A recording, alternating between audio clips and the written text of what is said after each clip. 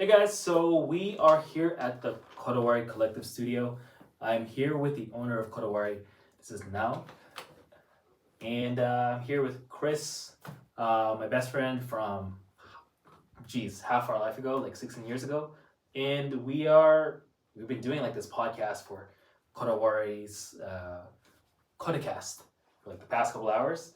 And I've been live streaming a lot of this on Instagram, but I decided to just do a live stream here as well, or switch it up to YouTube. So yeah, if you're just joining in, well, of course you are. Of course you are. You're just joining in from YouTube. If you want to listen to the first 3 parts, you can go to Instagram and you can listen to us talk. And of course, this is going to be uploaded on the Kodacast, right? So right, you can watch the full version. Yeah, it's been meticulously edited. Yeah. And yeah, so I guess we kind of jumped all over the place. So we probably won't recover all the same things we did, but maybe throughout this video, we'll try to touch on some of the things here and there, things we've covered, and try to give you guys some value. But let me let Now introduce himself, and Chris introduce yourself as well. So yeah, Now go for it. Hey guys, welcome to an episode of us just talking about how how we have an immense passion for it, and how it influences us and our experiences, whether it's Albo's experiences or Chris's experience visiting Japan and consuming everything that comes from there, and how it connects in with our passion, right? So yeah, it's been cool. I think those are 2 main themes I would say. Yeah. And plug your Instagram and like your YouTube channel or website or whatever. And your shop, and so people know this is so people know. We're a car care shop that specializes in automotive film, based out of Mississauga, Ontario. Keep talking. I'm gonna fix the position a bit. Instagram is Kodawari Collective. YouTube, I believe, is Kodawari Collective, and I think our podcast is the Kodacast. But yeah, website kodawaricollective.com. Sorry. We just a group that is very passionate about cars, community, design, a lot of stuff. Mm-hmm. I guess some of you already probably know who I am. You've seen me in a bunch of his videos. I'm also behind the scenes. I edit a lot of Albo's videos, so I constantly pop up. So maybe some of you already know who I am. But yeah, so I'm just Chris. Yeah, Chris. I am Chris. Yes. Or you can find me on my Instagram is it's Chris Coelho. So then you'll find me there. But yeah, I don't know what else to introduce myself. What are Albo's oldest friends? Yeah. You know all my darkest secrets. Yes, I do. Yeah. So if anybody wants to message me for some juicy, for the sweet low price, okay. I'll give you all the blackmail you want. Shut off our subscription plan, so every week you can get more lurid details about my existence. Yeah. Cool, man. Well, thank you guys for coming on to Now's podcast, which I've partially hijacked. No, man, this is a collaborative effort. Yeah. It's been a pleasure having you guys here. Start off with the open house. Yeah. Through our mutual friend Jamal. Yeah. Jamal's been a huge supporter of. He's got a Sweetheart 32. Yeah. Have you seen it? Has he brought it here? Yeah. He hasn't driven it this much this summer. He's been kind of busy and life kind of happened. Yeah. But yeah, Jamal's a great guy. Do you know we've been friends since high school as well? Actually, before I met Chris. Yeah. We did kung fu together, like kung fu. It's called. There's a place. I think it's closed now, but it was called Kwak Wai Kung Fu. And it was Shaolin Hangar Kung Fu, and we used to. That was like the basis for me learning tricking, actually. Oh, was it? Yeah. I didn't know that. So we go way back. Good dude. Yeah. Good dude. Hilariously, because like I didn't know that you knew him. Yeah. And then he started like reaching out to me, and like I didn't realize he lived in Cambridge, so we just like slowly just started talking. You live in the same place. Yeah. Yeah. So then, but then he was like mentioning like your stuff, and then so then we became friends too. And he is such a good guy. Like he helped me so much too. Like a lot of the whole reason I got into editing, he helped me so much. Like he got me like a fellow friend doing editing for like some real estate stuff. He hooked me up with that. Like he's such a good guy. He's always looking out for everyone. Yeah. Like the man's heart is Shout out to Joe. absolutely massive. Yeah. Yeah. He was the one that called me or messaged me. He's like, 'cause he's always like brought you up through our conversation. He's hyping me up, right? He's like, man, when you finally meet Albo, he's such a cool dude. He's like this guy who lives in Japan, you know, like Listen, man, he lives in speak Japan, Japanese. bro. He's going there.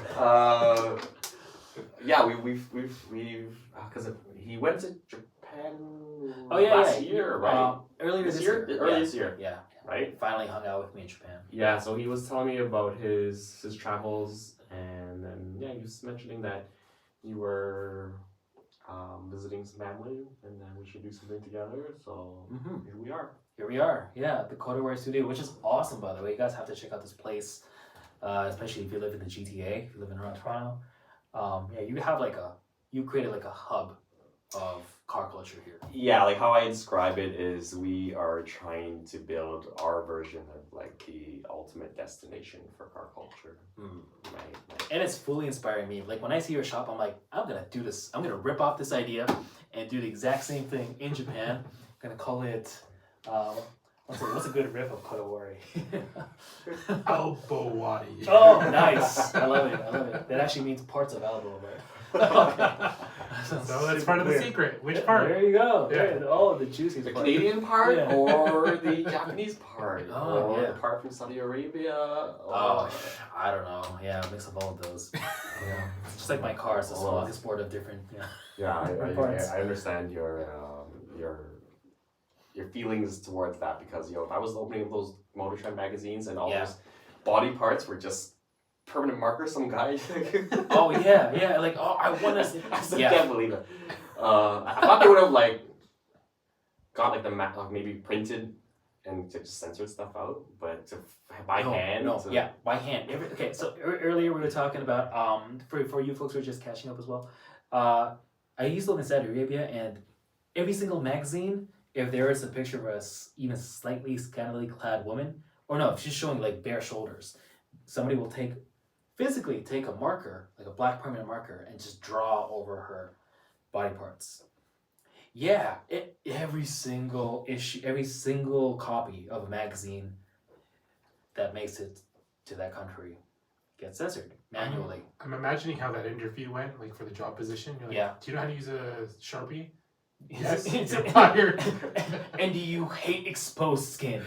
Yeah, I hate it. I hate shoulders so much. No, man. But his job is to look and do it, right? Yeah. He's getting like okay, yeah. You know, it's like the job of the guy who goes to like the Japanese pornos and like has to mosaic everything.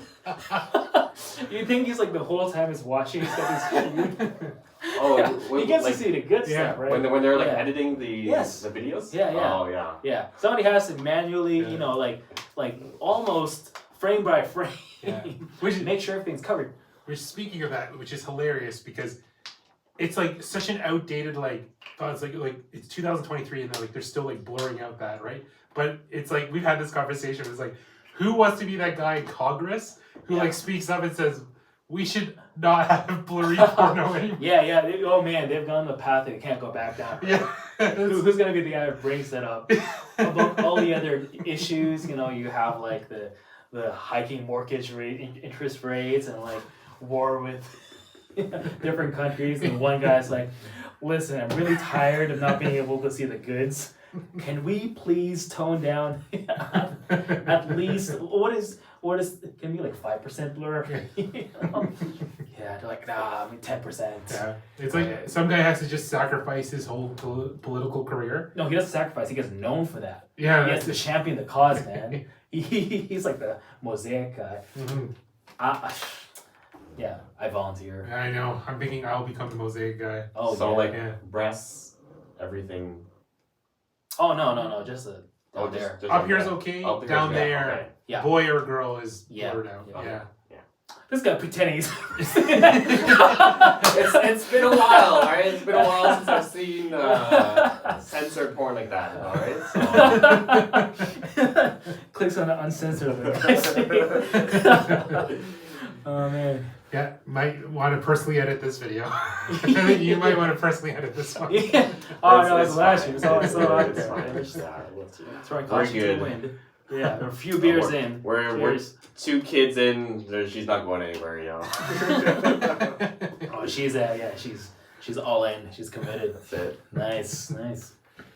Yeah. So what should we talk about? What's next on our list of important topics of conversation? Yeah. What do you want to talk about? What comes to mind? Wait, have you been to Japan already? No. Okay, so you Let's haven't talk been about there. that. Okay. Yeah. Yeah. Okay, can you set the stage of what it was like? Okay. Yeah. Me and Chris have been like lifelong weeaboos. Yeah. What does we mean? Weeaboo is like devout lover of Japanese culture and anime. More Yeah. leaning towards anime, right? Mm-hmm. Kind of like otaku. Yeah. But kind of like the more newer derogatory version of otaku. I mean, you want to call somebody disparagingly an enthusiast of anime, you call them a weeaboo. Yeah. We just embrace it. We're just like, Yeah. You kind of mean it more in an Yeah. insulting way. Yeah. Like, like nerd was a Yeah. bad thing, Yeah. but you like Yeah. reinterpret now it's like, you own it, right? Yeah, I'm a no, nerd. Nerd's cool. Yeah. So we're trying to change the narrative here. Yeah. So anyways, That's we have loved like Japanese anime since way back then. And then you guys know my whole story. I came to Japan. And then I eventually literally paid for half your ticket and made you come to hang out with me for a couple months. Yeah. How was it? Set the stage for now. How Yeah. was it when you, and all the people watching, when you finally stepped onto Japanese soil for the first time? Yeah. I can tell you exactly that moment. Okay. So the moment that Set you the stage. How does it feel? Like, I need to feel it in my body. Well, first you're just tired because it's a really long flight, right? But you're looking out the window, you're like starting to land, you're seeing like just the field, like the rice fields and everything like that. You're just like, wow, like you're here, but it doesn't feel. You're still not totally convinced yet, right? Yeah. Oh, But- there's a moment. There's a moment. Yeah, I'll get to that moment. Okay.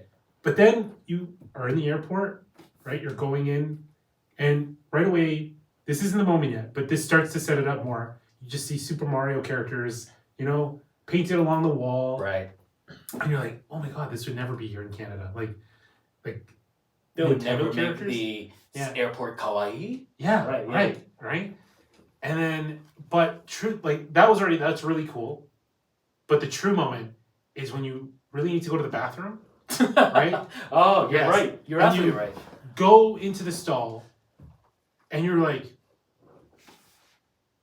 it doesn't smell awful. Oh And you're like, and the toilet is so clean. Yeah. And you're like, and you go sit down, and the toilet seat is heated, yeah. Mm. and you're like, and you get the spray, and Yeah. everything is just, it's like the most And hygienic. You realize you've been living in a barbaric country Yes. the entire time. Yeah. You're like, what? How is this? This is so unfair. The bathroom experience in Japan is unlike anywhere you'll ever experience Yeah. in your life, even including your own home. Like it's just like I would rather go to a public bathroom in Japan than like my own house, and I'm like pretty like hygienic. Just so the audience. Just throwing it out there. Yeah, just throwing it out there. But like it's honestly it's unparalleled, and like even the stalls have like little sound effects, so like that way you feel like it's more private, yes, right? Yeah. So You like- mask the sound of your poop hitting the water. Yeah, right. There's like the sounds are like it's kind of like the water like sounds like it's slightly flushing, or like it's just like Flowing. bathroom noises, kind Yeah. of right. But it does a good job to like try to mask it, so like you just Yeah. people don't have to hear you in there, The right? drops of your pee hitting the water are Yeah. masked by other water sounds. Yes, exactly. Yeah. And that right there is just like, I'm in Japan. I'm in the future, Mhm. right? Like, I was living like a Yeah. barbarian. Yeah. And it's just like it's a whole other level. And then you just see like hygiene there is just on another level for everything, right? Of course, I'm not saying like other places, like of course we do that here too, but like washing your hands even before, like now it's definitely changed because of the pandemic. Like people like are much more like thorough about that kind of stuff. Yeah. But it's just it was always like that. Like it's just wash your hands when you enter a restaurant. Like even a lot of restaurants just have the stall right there when you first enter. Like wash your hands before you sit down. And when like, in the restaurant they give you like a little oshibori, like a little washcloth to wipe your Yeah. hands so it's nice and warm. So you wipe your face with it, feels amazing. Yeah. It's nice and warm. But truthfully, that is the moment. You land, go to the bathroom, and you'll have the experience of your life. That's the truth. Yeah. And it's the details. Yes. It's Yeah. you always hear about it in terms of it's like a sense of like pride and responsibility of each person's role of cleaning and like upkeeping and making sure that you don't trash the place and whoever's cleaning it is doing their best job to clean it. Yeah. But it's also like on you too, right? It's like I found like if you go to a bathroom here, right, and it already looks awful, you have no interest in like wanting to clean that up, right? So you're not helping the situation at all. Right. But there, because it's already so clean, you have like also personal responsibility to keep it clean, right? And for the next person, and the next one. That's that whole collective mentality, right? Where it's like it's not just about you, right? It's about the next person and the person after that. Yeah. And so you collectively, which I wish we had that mentality here, right? Where it's like you're not the only person on planet Earth who's going to be using this, right? So like leave it the way it was left for the next person, right? And like imagine how easy that would be instead of like going to like a bathroom here, you open the stall and you're like, nope, you just like close it, right? Because it's disgusting. That's a perfect example. Like you look around and you realize there's this implicit agreement. There's a social contract that people have bought into, and then everyone abides by that social contract for the good of like the whole society, right? Yeah. Like, there's no trash anywhere. It's almost bizarre. You'll be walking around in like a busy part of Tokyo. You look down, you cannot even find like a cigarette butt on the what's it called, on the curb, despite the fact that there's no garbage cans anywhere. Yeah, that's what I was gonna say. There's no garbage cans anywhere, but there's no garbage anywhere either. Yeah. Right. The only place you can find a garbage can is like outside of Konbini. Yes. Yeah. That's usually just for bottles. Yeah, and not even for like normal trash. Well, I guess sometimes it has for normal trash. I'm trying to remember now, but usually it's just the two circles, and it's normally for like bottles. But yeah, it's so clean. Yeah. Safe. It's so safe. Yeah. That's the other thing. Like coming back to Toronto, I almost feel like this anxiety. Like my overall level of anxiety is higher just because like my level of feeling safe is like lower. So yeah, that's kind of like one relatively big culture shock. Since I haven't been back here to Canada for 4 years, just feeling the sense of like back in Japan, I could just literally leave my phone on the table, go to the bathroom for 20 minutes and come back and it's there. I would not even think about it disappearing.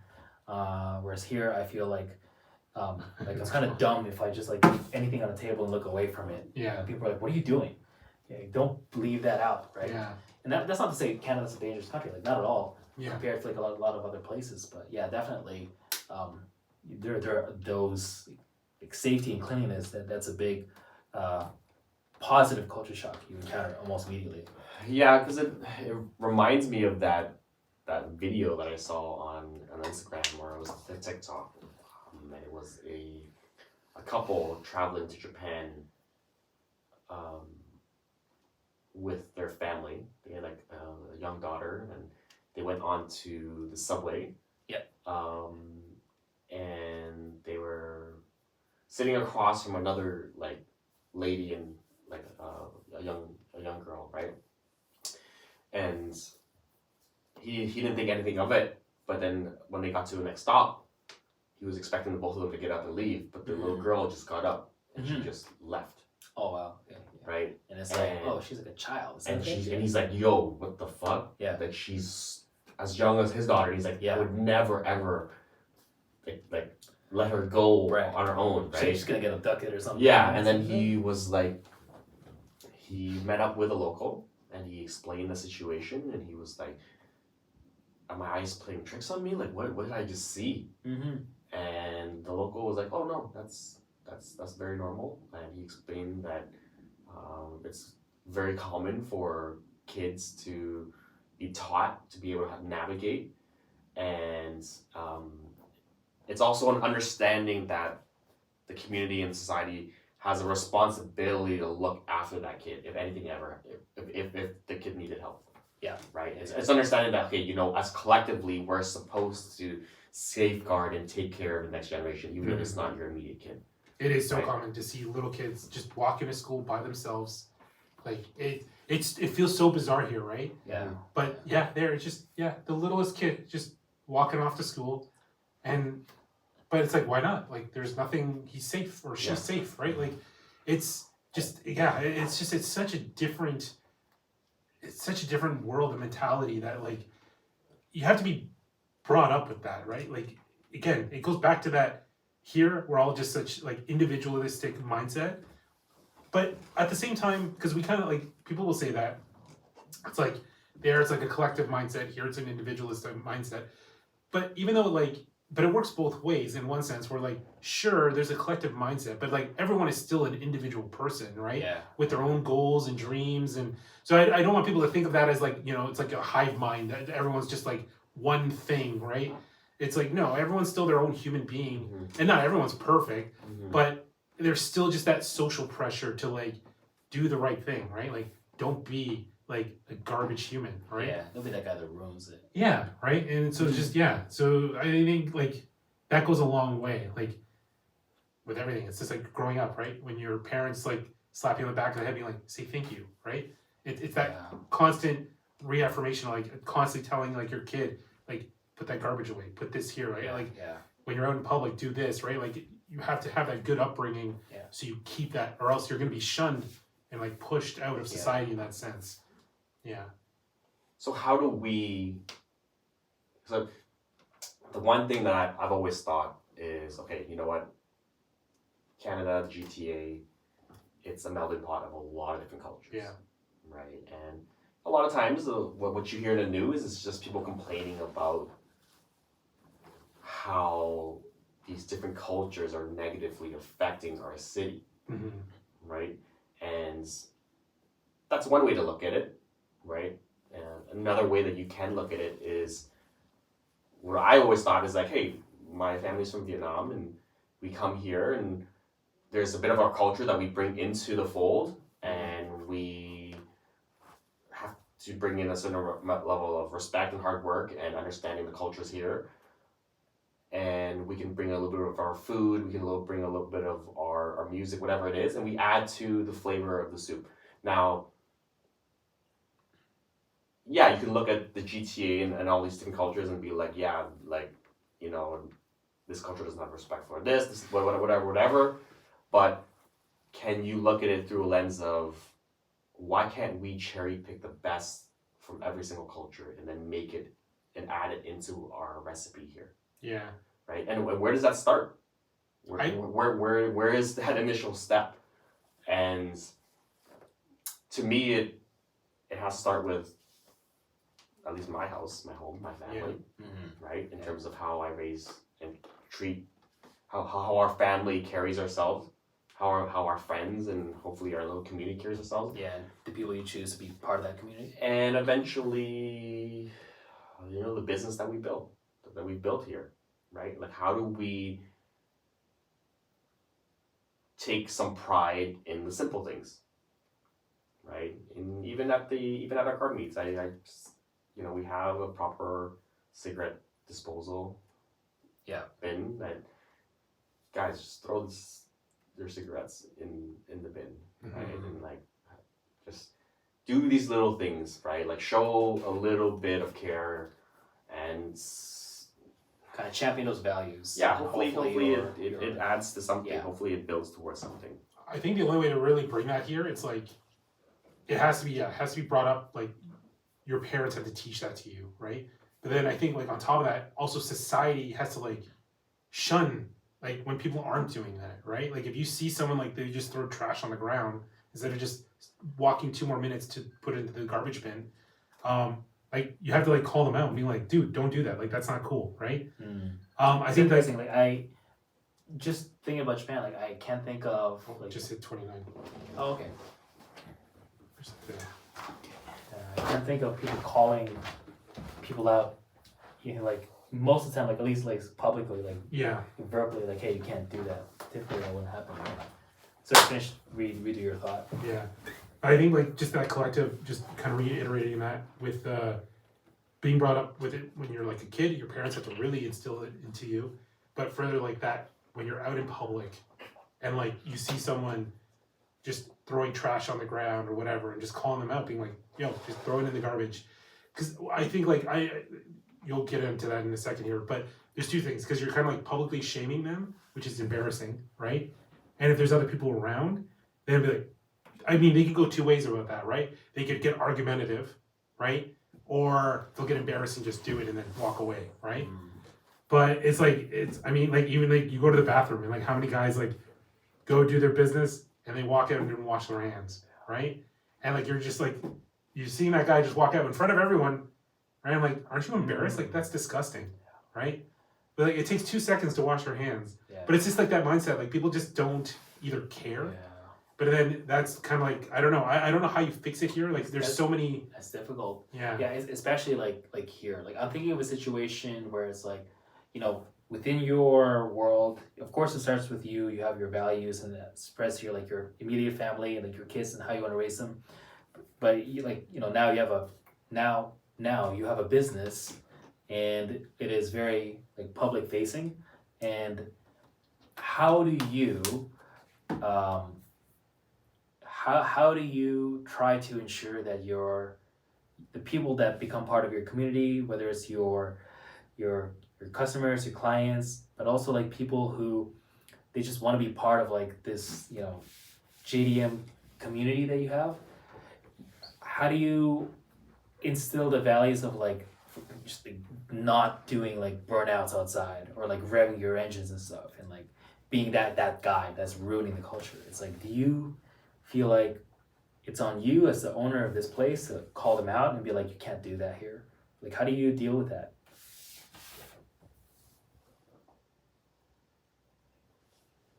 So we've done a lot of events. We've hosted so many. That's been a big part. And there were instances where at one of our open houses, like the Streetsville GO Station parking lot across the street, apparently we got too full, so we had to kind of funnel or some of the cars over there, and a police officer came by and he was saying that they were like racing over there or doing like donuts and stuff like that. And yeah, that's obviously like something that you know is eventually gonna happen. Now, how do you put together some type of action plan or strategy towards dealing with a situation like that? Man, that's a hard thing to solve. I think it starts with having conversations like this. Yeah. Yeah. Right. I think it starts with Both internal and like kind of public like this. yeah. It starts with how the reputation you build for yourself, the reputation that you build with the business, the influence that you might have. Like it builds slowly with steps, right? And like, you know, how we treat people and how we interact with people, like every single day, it comes with this type of intention, right? And I think it's building towards something, and I think that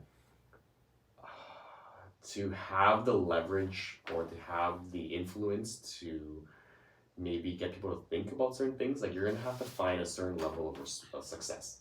Yeah. Right, in business. Yeah. Right, you're gonna have to have, like, no one's gonna give a fuck if you're just, you know, you haven't done anything and you're just yelling from the rooftops that people should act a certain way or be a certain way, right? So it's gotta mean like, yeah, like we have to find success in whatever pursuit that we're doing. Yeah. To give people an understanding, oh, you know what, this guy, he's proven something, that he knows something, right? And that means that when we went to that high school and I pulled up with those cars and, you know, those For your co-op, the kid doing co-op. yeah, for the co-op fair, right? Yeah. And we pulled up and those kids were like, oh shit, like what do you guys do? Where are you guys from? Like what? This is like I could actually get a co-op at a place like this. Yeah. Right. And these are like the cool kids that are smoking and frying, and they're kind of like, you know, they're they're the ones that are probably going to be doing the burnouts and stuff like that, or at least that's what it feels like.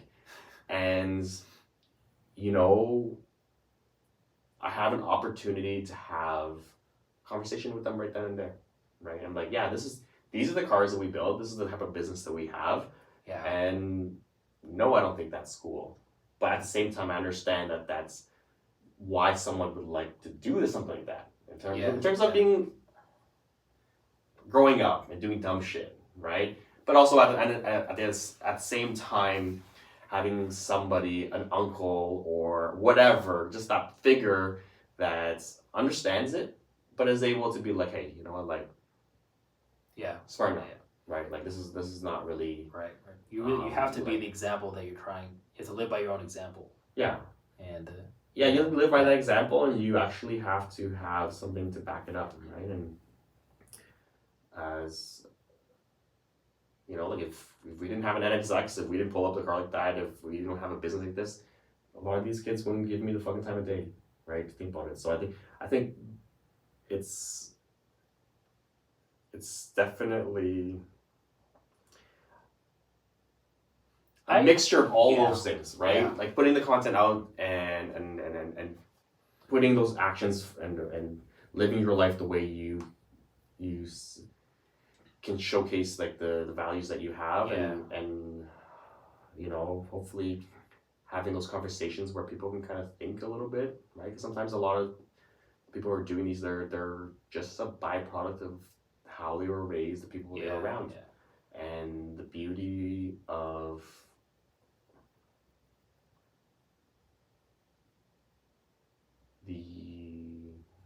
the generation that we're a part of, and the generation coming up, is that it can go both ways. You can be exposed to a lot of negative and stuff that points you in that direction, or you could be a fly on the wall and listen and think and be like, how can we have this conversation of like bringing some type of like what we love about Japan back into our city. Right? So like those, you can go both ways, and it's at the end of the day, the more success that you find, the more you're going to be able to, the larger the ripple, I think, you'll be able to create, and the more effective you'll be at communicating these ideas, right? So yeah, that's if that makes any sense. No, definitely. I think sometimes, like in the moment, if it happens in front of you, especially if it happens like in front of your shop, it almost feels like a little bit helpless, and it's like, should I? Of course, you should really do what you can at that moment, right? But sometimes it can feel almost like, oh my gosh, like is the culture just so bad now that it's just gonna be like this and keep getting worse? And I think, you know, especially when you take on the challenge of trying to establish something that is beyond yourself and something that becomes like a pillar of your community, especially, then you're kind of taking on that responsibility. And I think at some point you just have to really, there's two things. I think you have to almost just believe in yourself, just force yourself to believe in yourself. And I think the other thing is like, you need to have like a set of values that deep down are rooted in the fact that like you're like try to be a good person, at least to the way that you know how. Because I genuinely think that you, whatever you put out into the world, you kind of attract back to yourself, and you tend to end up surrounding yourself with the same type of people that you are. So if you are that kind of person who tries to, you know, exhibit these values, to try to exhibit like, you know, respect and courtesy to other people, and that becomes the reputation that people have know you for. And even though you might not have a big platform, you might just organically, like people will know that like, oh, this shop is good. You know, it's like it's all about those little moments that add up, like the service that you provide for each individual person, and it's like it ripples out. All these little moments accumulate, and it only takes like one or two moments to completely ruin that, right? But I think, you know, if you have the right head on your shoulders, you can also, by the same token, you can make mistakes, but people will kind of hopefully be able to see the totality of all of your actions and be like, okay, like he's a good dude. He has a set of values that he's trying to promote, and he's trying to, you know, do the right thing in most situations. And I think over time that tends uh, to like bad people get exposed eventually, but like good people eventually, I think they are able to reap the rewards of like the effort that they put in throughout the years. And yeah, definitely with Kodawari, like seeing what you guys are doing here, it inspires me to back in Japan, hopefully be able to build something similar. And looking at what you guys are doing, like take some of those lessons and just like seeing how family oriented you are, and like and and just being so focused on your community. Like those are some of the values that I feel like I have, and I want to integrate those back into what I'm gonna do, like for my own content and for my, you know, whatever I put out in the world, like on social media and like in videos and stuff. But also just like having like when I have a base, because I've come to realize like it's very important to have like a physical space, like that is like a home base, and not just like your personal like room, right? Like especially if it's gonna be like your business, it's good if there's like a place that you can call like your home base. And I've been going around trying to take inspiration from all these different places. But I gotta say, you know, it's like it's been great to come here and see what you guys are doing here, and see that like, you know, you as a person, I feel like your values are definitely reflected in Kodawari, and yeah, hopefully we'll be able to continue to see more cool stuff from you and hang out when you come to Japan, man.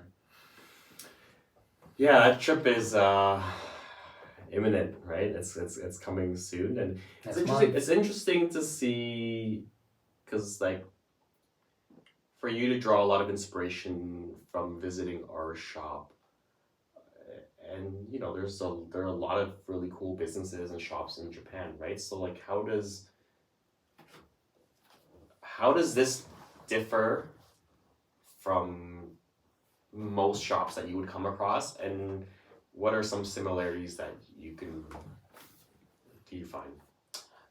I think what I see is like you're definitely inspired a lot by um, what you see from Japan, whether from media, from just your general sense of like how Japanese shops are run, and like the idea of like cleanliness and like a focus on like customer experience, and of course all these little elements that reflect like this interest in like Japanese culture.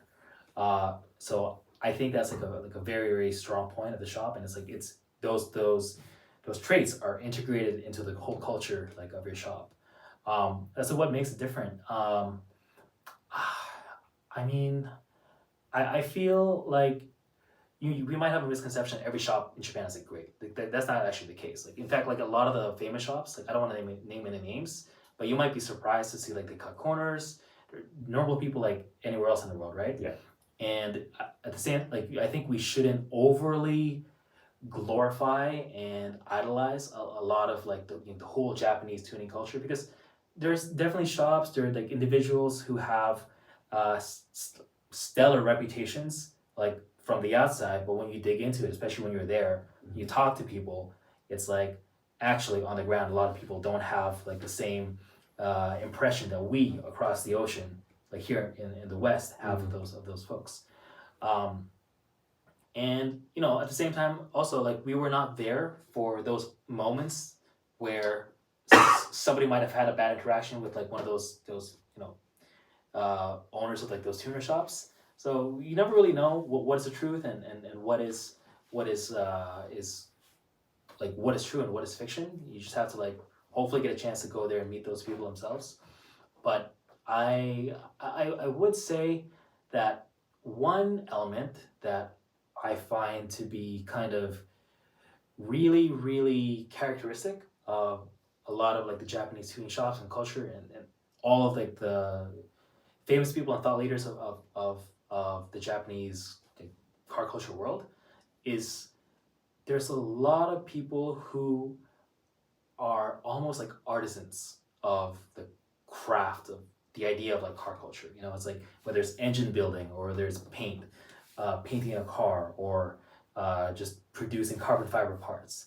Like they take it to, it goes beyond a business and it becomes there's a word in Japanese called ikigai, which means like a reason for life. Like that's your reason for living, your chosen path.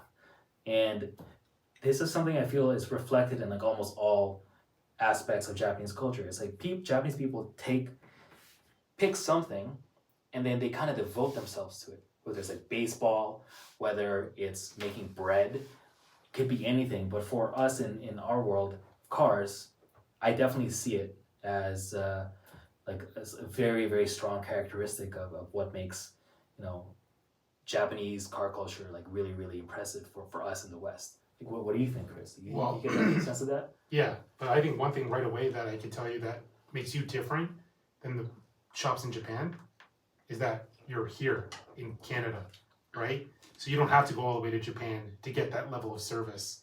You can just do it right here. So I think that right there is the difference, right? Like we have all these like you're saying, like we have all these obsessions, these ideologies or whatever, like we're like, oh, you gotta go to a shop in Japan to get the service from like this specific shop and not get ripped off. Yeah, right? Yeah, that's a big thing here. Yeah, but then it's like, well, we have places like that, like right here, right? And like we're literally doing a podcast with one. So like I think that right there, and that's kind of like something like that should push that, because it's like, yeah, you want that Japanese level service, well, come to yeah, right? Just come here and you'll get it. So I think that's already something that's so different from all the other shops around Yeah. here. Yeah. right? Because you're getting like you said, you're getting the cleanliness. You walk in, like everything's just so beautifully organized, right? It has that meticulous. I can't speak now. That meticulous level of like detail, Yeah. right? That's So- what Kodawari means, actually. Well, there you go. Yeah. Kodawateru. That means like to be meticulous. Yeah. Actually. Yeah. And so it shows all over the place. And I think like a lot of people respect, at least from the outside too, that's what you think you're getting when you go to like a Japanese shop, right? So yeah, come here to Mississauga and you can get it. So like I think that's a plus. Yeah, I always was like, you look at these tuning shops, these tuning companies, and they built like a global like brand where like people are buying parts from all around the world, and they're I don't know, just from the videos, right? Like it doesn't seem like they're like huge shop, you know, like how like corporations grow and businesses grow in North America. Yeah. Some of them are like still like a building like this size. Yeah. RWB is literally a shack. Yeah. And for their commitment to like that being an artisan, Yeah. and that devotion of just continuing to refine and improve and commit to that quality and that growth. Like, why can't we? I was always like, why can't we build something like that here? Why can't we help people find that ikigai here? Yeah. Right, and show them what it, you know, like could be if you continue to focus on that. So that's what we've really tried. That's what I've tried to, at least for our team, is to really understand everyone as much as I possibly can and be like, okay, how do I find and put you in a position where you're gonna find that extra meaning, right? And even with one of like our newest team members, Joa, he came on to the team, and he was just volunteering, you know, like I was like, man, we're not in a position to hire. Right. If you fuck with this and this seems like it's cool, then come on, just show up and like, you know, plug yourself in. And How do you, let's say like you find somebody or somebody finds you and they start asking if they can be part of the shop and the community and do some stuff, but you find out that they're like a total like a dipshit. How do you let them, find their way to the next thing, but not be part of your thing? Surprisingly enough, I haven't really been in front of that situation much, because I feel like the things that we do and who we are, it kind of just filters that out in some way. Yes, like we were talking about. Yeah. Like you attract the right people. people. You just attract the right people, and some of the we've hosted events that are specifically targeted towards like a specific generation of like M3 owners, right? So like we'll do like an E46 meet, and there'll be like 30 E46s that come out, and based on what they see here, based on their interaction with us, some of them will follow our socials, some of them will never see again. Yeah. Right, and I think it kind of has a funny way of just working out. That's one of my biggest fears. That's the reason I asked. That's like one of my biggest fears for, my company starting to hire people. Mm-hmm. And it's like, how do I find like those good people, like the right people to be part of this? Yeah, it's oh man, I don't even have an answer for that. It's been something that you just have to try and communicate again that meaning of why you're doing what you're doing, and then like those people will come along. Yeah. Right, and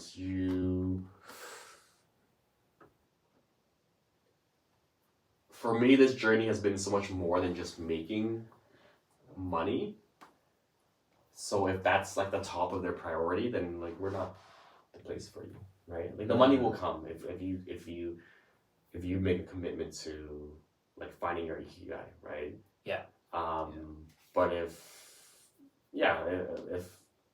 that's as you work with them, as you get to know them, as you have conversations with them, and as you actually listen and observe and ask the right questions, then you'll find what they're about, right? Yeah, and even with that intention, even with that like focus on my end, I still make mistakes. I still like, there are, and that's just part of it. You can't be afraid of that aspect. They're gonna be frustrating relationships, and then there'll be some really fucking good ones, really really good ones, right? But that's just the nature of the beast when you're taking that risk, right? And you're putting yourself out there and creating something and asking if people want to come along for the ride, right?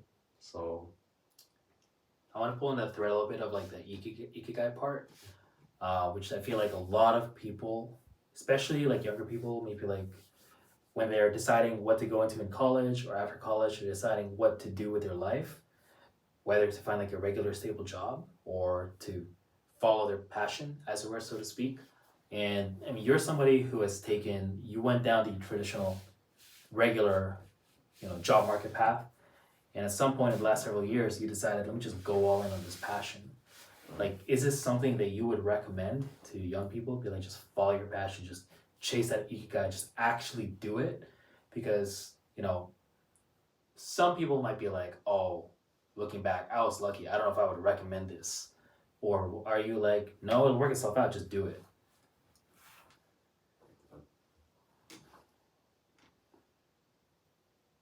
like if they've already found that passion of theirs? Yeah, let's say they've identified, they think this is it. They're like, I'm really passionate about cars.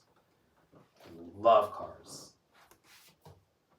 And or any anime, something. And let's say they have this idea, they even have like I want to be like a YouTuber or something. Mm-hmm. Or I want to start a business. How much do you encourage them? What do you say to those guys? As somebody who has quote unquote did it. Yeah, well, I wouldn't classify myself as saying that I've done it. You're doing it. I'm doing it. Doing it. You're in the middle of it. Yeah, It's going pretty well. We're from the outside. Yeah, we're still here. Shop's still alive, but yeah, that's a tough one. If they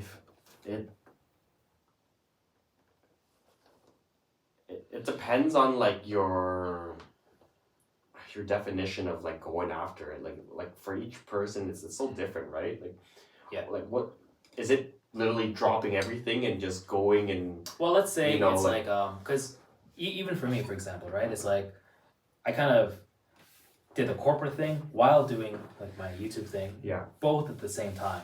Yeah. And you know, on one hand, it definitely works. Like you could do it. You could make a nice supplementary income that is also your passion, and you can enjoy living that way with a little bit more stability. Or you could just go all in on one or the other. Maybe you could go like super corporate, make a lot of money that way. Or you could follow your passion, full on, not knowing if you're going to succeed. But let's say you have the wherewithal, or at least at the moment you decide, you feel like you can do it, you want to do it, you want to take that jump, you want to go for it. But it is something that everyone else around you will be like, that's not like, are you really going to succeed in that? You know, like you hear all these doubting voices from all the people around you, especially your family. Like for those kids who were, or even like young adults, like over 25, 28, 27, 28, like when you decided to start the shop, right? Mm-hmm. I mean, like earlier off camera, you said you had saved some money, you decided to invest that little nest egg into starting this, but some people, they have some money, but definitely they have like some time, they have the desire to do it, but sometimes they either need like just that little push to go for it, or they might need like a reality check. Like, where do you draw the line? Especially like a lot of kids, maybe they look up to you, a lot of kids are watching. Like, what do you have to say to them? Just something, just while you think about it, that's something I struggle with a lot, because a lot of people are like, man, I would love to come to Japan, Albo, and be like, follow your path, become an English teacher, become a famous YouTuber. And when I think about it, I'm like, man, I don't know if I could recommend that exact path. It worked for me, and I have kind of like this more like almost maybe like slightly whimsical view of things, where I'm like, yeah, the universe will help you. Like I really firmly believe that. Actually, I think if you really truly want to do that thing, just do it. Eventually, it'll work out. If you have the strong intent and dedication and focus and desire, and you keep putting like determined action towards that goal, it'll somehow work out. I think that happens. But like for you, like where are you on that scale? Are you kind of like, yeah, it'll work out, or it's like, no, you got to have these factors, you got to have a backup plan, you got all this stuff. Like, where are you on that? Yeah, I'm leaning more towards the size of like, yo, just send it, yo. Let's Hail go, Mary, right? let's go, my man. But- Cheers to that. Okay. Yeah, that's As you keep thinking about that, you have to reset the camera. Man, that was good. Okay. Yeah. Like you get another couple more seconds to think about that. Very, very. Yeah. I'm just gonna quickly use the bathroom. Okay. I'll just be Chris is gonna disappear. I'm just gonna talk to myself. See you guys. Okay, I can keep talking to you guys by myself at the Kodawari studio. Let me just see if there's any. This is your chance to ask some questions, and I can just answer them right here. All right. Let's see. Top chat, live chat. All right. So, what are you guys thinking? Anybody have any questions you want me to answer? Let me look through these. Instinct Blue asks, how's everyone's day been? Pretty good. Just chilling here at Kodawari. Went shopping, Christmas shopping earlier. Said that was awesome. Nico Agathon asks, how long you're staying in Toronto? Well, I'm staying here until the end of the month. Gustav asks, would you say because cars are not a necessity, people who drive JDM cars are more passionate about cars? Yeah, definitely. That's definitely reflected in how people take a lot more care towards the things that they love. They really, really take care of their cars. Let's see. Anything else? Hi, Albo. Can you come to Malaysia? I definitely hope so. I'll definitely try to do so in the future, and hopefully be able to make it, make it possible, like, you know, budget wise, content wise. And let's see what else we got over here. Toronto is not super cold yet. I haven't seen any snow. I haven't seen any snowstorms, so hopefully we don't have any snowstorms. And anything else? Seems like is my mic not working? Hang on. Can somebody tell me if my mic is not working or what? Okay. All right. Okay. We've gone for a while. You want to start like wrapping it up or? Yeah. Okay. I think Sounds this will good. be the last bit. Okay. Nice. Okay. Yeah, we can. You want to wait until Chris gets back? Yeah. Yeah, honestly, that's something I've been struggling a lot, like with myself, because I constantly get DMs and stuff from people asking me. It's like, should I go for this? You know, like I'm really passionate about this and really love photography, car photography. Should I become a car photographer? Should I do this? Should I do that? And sometimes I worry. It's like maybe like I'll look at their Instagram, but like they still got a ways to go before they develop that skill. And I think about like, is there a better use of their time? Should I tell them something else? I don't know. Yeah, well, I don't think. Shows are probably like. Yeah, we'll talk about. Okay. So I'm trying to wrap it up after this last bit. Yeah, because you'll never know their whole story. You'll never know like all the only they know best, right? Yeah. So it's a matter of like, how do you test something? How do you try things out that fits for your journey, your story, right? So they should try it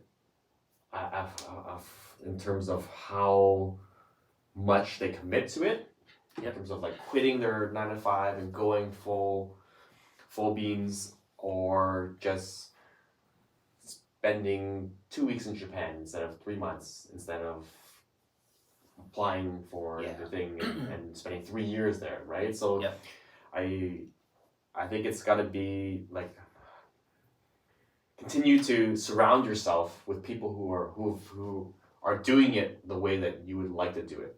Yeah. And try and pull as much information and guidance through that circle as you possibly can. And then eventually you're going to have to dip your toes in. And now how deep you want to go that's your decision to make.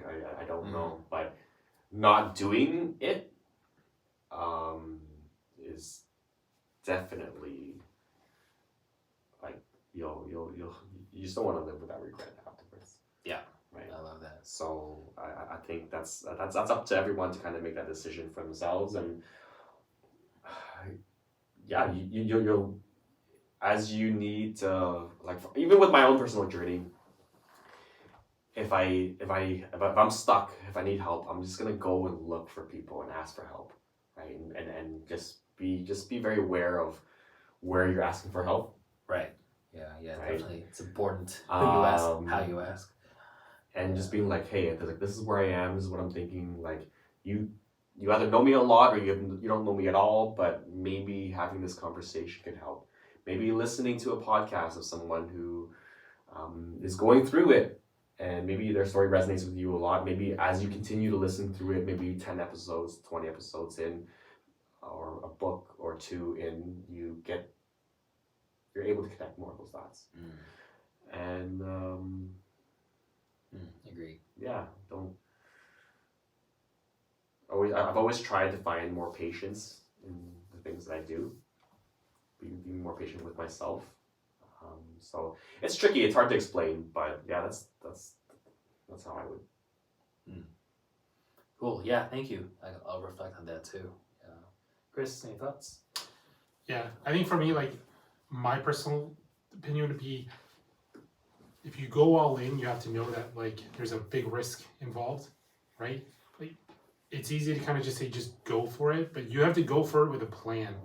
Like, if you don't have, like, it's like, let's say you decided to skip finishing high school because you wanted to go pursue something, right? But just know that, like, if you don't quite get there and you don't quite achieve what you want, you have nothing else to go back on, right? So I think it's always a good idea, pursue school. You don't have to give up school to do your dream, right? And then as you're doing school and as you're pursuing your dream, whether it's to be a YouTuber or something else, then that's great. Then at that point you can like make your decision to go all in, because then at some point, let's say you've been struggling, you're trying to make it, you haven't quite got there. It's up to you at that point to like either go to keep going with it, right? And we were talking about that earlier with like, especially like YouTube or content creation. You're gonna go a long time before you start making any money or getting any traction, right? And the other reality is you may not get it, right? Like we kind of like to pretend, but people create YouTube channels every day. They die every day. There's big YouTube channels that have been around for a long time, and they stop getting views altogether, right? That is the reality of everything too, right? But just like business or anything, you have to know how to pivot, change, and go with it to survive, right? And there's a lot to it. So if you're just hoping that I guess it just comes down to the type of person you are. If you're gonna work hard and try to grind and like learn everything you can and like kind of see as the tides are changing, and as we don't know like what the future holds, right? YouTube might evolve and change at some point. Another new channel might come and, you know, take the views from YouTube. Who knows what's gonna happen? You have to be able to like adapt and change with it. But again, this just applies to anything. Like whether you want to become a doctor, whether you want to become, you know, an actor or whatever it is, you have to like set yourself up to like have realistic expectations. But once you get to a point, there's like a point of like, do I keep going or do I kind of stop here, right? And that just has to come up to you. Like, do you think you can go further? Do you think you can go all the way? Like, is it scary, but are you willing to take that risk? And that's up to the individual, right? Like, not everyone's cut out for it, right? Like, because, yeah, just not everyone's cut out for that. That's okay too. But yeah, it's hard to tell everyone, like every individual person being like, just go for it, right? I think because everyone's circumstances are different. Like, you don't know your financial situation. You don't know, like, you know, like if you're lucky, you have a family to fall back on, right? Like everyone comes from such a different background, like you just don't know. So I think like my recommendation is absolutely go for your dream, whatever that is, and then pursue it with realism. And then there's a point on that fork of the road that you're gonna have to go all in or choose the safe route, right? Which I think either one of those is okay. But just know if you choose to go all in, that if it doesn't end up working out, you're gonna have to start all over again, right?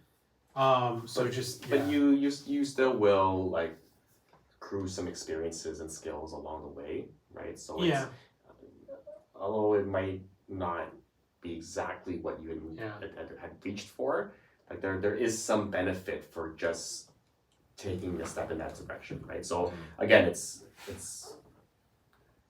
and I think you're gonna be at those crossroads a lot. You gotta just try and make the best decision, and regardless, you're gonna, as long as you don't give up, right? Yeah, just don't give up. So, I think there's like another spot of that too. It's like maybe you're reaching for here, but you end up on something that's related, but it's like over here, and that's still good too. So like that kind of goes with the skill sets. Yeah. So you've learned a bunch of stuff. You didn't quite reach the thing you wanted to do, but in pursuing that, you ended up actually finding something else that you like. Yeah. And I think that's okay too. Yeah, there's a lot of value in that. Yeah.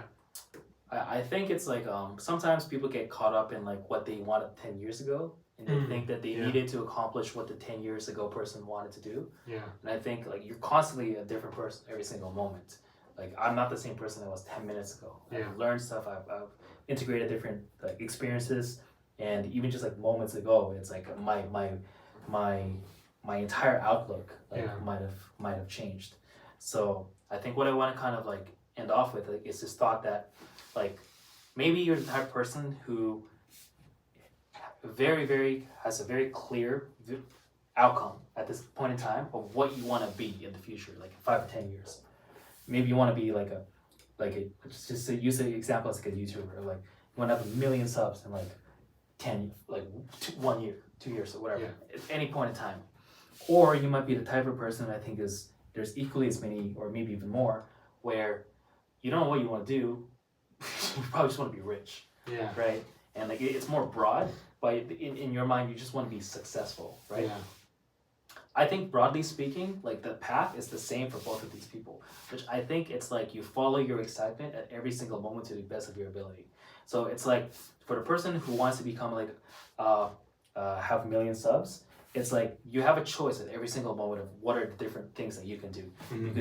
You could do a podcast, you could edit a video, you could write, like start working on a novel, right? But I think if you have at a high level this idea, this is the direction you want to go, you just pick whichever one of those options seems the most exciting at that moment, and just keep doing that every single moment. Pick the next most exciting thing, and eventually you end up. I think you might not get exactly at that exact outcome, but you might even end up at a better outcome than that original point that you wanted to. Like you said, you might not become a YouTuber, you might become a host of like a TV show or something. Mm. And arguably, it might be even better than what you originally anticipated. But it's kind of like in line with the general theme, which you had kind of like set out for yourself. Often is the case, I think. Yeah, I agree with that. Yeah, Yeah. that makes sense. And then the other one is like when you have no idea what you want to do, but you just want to be successful. You don't know what that is. I think Yeah. the same strategy applies. You do things that you want to do, and you try to not do the things that you don't like to do. It's like super, super basic and simple, but it's really hard because we have this pressure to do things that society thinks we should do to be successful. Be an accountant, be a doctor, do this, be a lawyer. And it's like, that's totally fine. And like you could, but if you hate it, like don't do it. Yeah. That's what I would say to people. It's like, Yeah. like don't do things just because society tells you that you need to do this to be quote unquote successful. Everyone has their own definition of what success is. It could be like a happy family. It could be monetary success. It could be a combination of all these different things. 100%. But I think, you know, when it comes down to the idea of it's not the outcome that's important. It's the whole journey. So what does the journey consist of? It consists of all these individual moments where you make decisions of how you want to spend that time with your life, with the people around you. And I think some of the values they should have are like respect for people, respect for the people around you, is being like a good person.